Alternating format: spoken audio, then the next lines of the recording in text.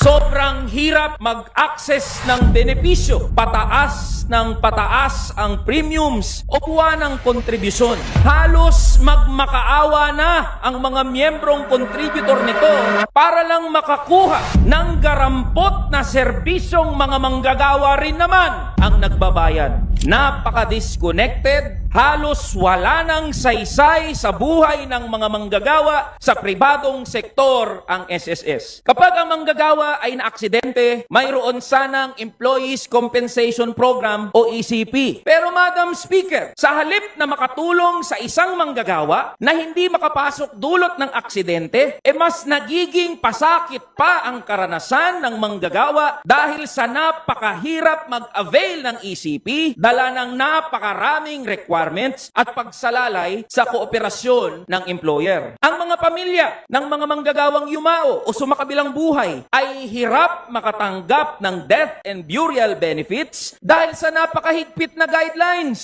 Buong buhay ng manggagawa, kinakaltasan siya sa sahod bilang kontribusyon sa SSS, tapos nang dumating ang panahong siya'y na mahinga, ni hindi man lang mapakinabangan ang kanyang pinaghirapan at pinagtrabahuhan. This is not to mention 209 million pesos of late payments which SSS has not released to contributors. In some cases, up to 18 years overdue. Kapag manggagawa ang late na nakapagbayad ng loan o utang, napakabilis at napakabigat ng penalty. Pero kapag SSS ang late magbayad sa mga manggagawa, wala man lang accountability. Sa papel, napakaraming benepisyo at kaginhawaan sana ang kayang ibigay ng SSS. Pero sa katotohanan, nalulunod ang mga manggagawa sa gastusin, sa sandamukal na dokumento at legal fees. Ang security na sana'y inaasahan ay hindi na dumadating dahil sa hirap ng mga requirements at mga proseso. It is no wonder that in the latest report of Anti-Red Tape Authority, numero 1 ang SSS sa most complained GOCCs. Habang hirap na hirap tayong makakuha ng benepisyo sa SSS, ang mga executives naman nito